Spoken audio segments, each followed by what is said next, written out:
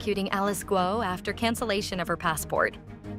With the cancellation of the passport of dismissed Mayor Alice Guo, the Department of Justice said it will go all out in prosecuting her and her co-accused for the non-bailable qualified human trafficking case. The DOJ said that Justice Secretary Jesus Crispin C. Remulla hailed the cancellation as a very timely and decisive move of the Department of Foreign Affairs.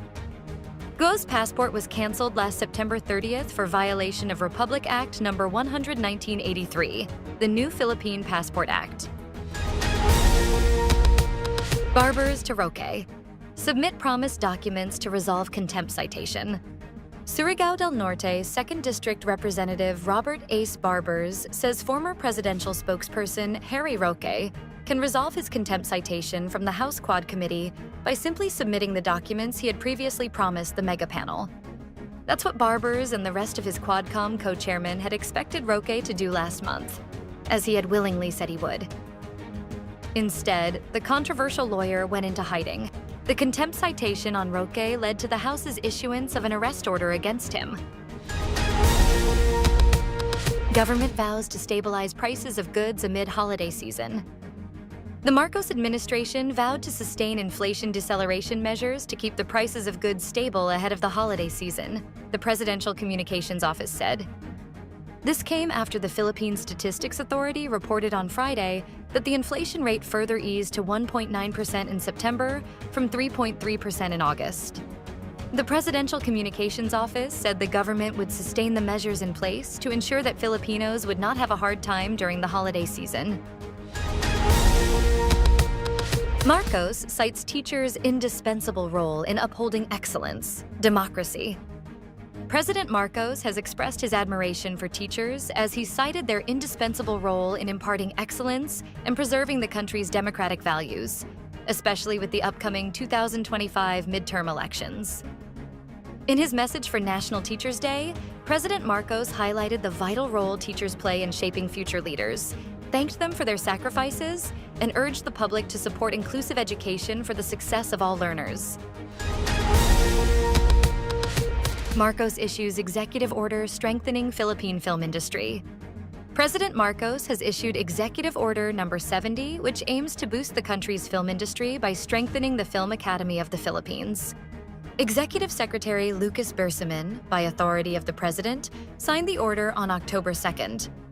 In his executive order, Marcos cited the need to enhance the FAP's capabilities to improve the country's film sector. Under the executive order, the Film Academy of the Philippines will now be under the Department of Trade and Industry's administrative supervision. Philippines stands with Vietnam as NSC denounces China's assault on Hanoi fishermen.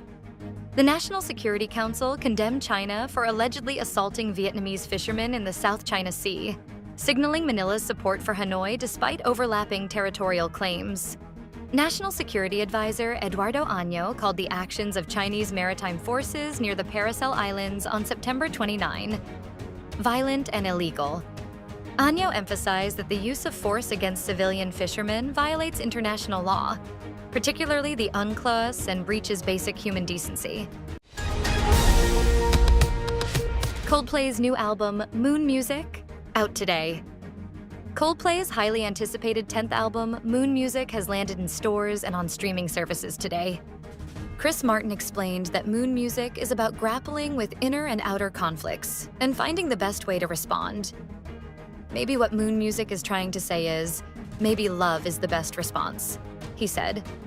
In line with Coldplay's sustainability efforts on their current world tour, which has cut CO2 emissions by 59%, the band has made Moon Music the first album released as a 140-gram Eco-Record RPET LP, with each copy made from 9 recycled plastic bottles.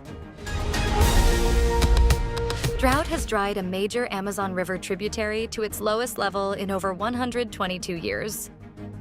One of the Amazon River's main tributaries has dropped to its lowest level ever recorded, Brazil's Geological Service said, reflecting a severe drought that has devastated the Amazon rainforest and other parts of Brazil. The Negro River at the port of Manaus measured 12.66 meters on Friday, its lowest level in 122 years, compared to a typical 21 meters. The previous record low was set last October. According to forecasts, the river could drop further due to low rainfall in upstream regions. Andre Martinelli, hydrology manager at the Geological Service, said the river is expected to keep receding until the end of the month. Stay updated with the latest news. Visit our website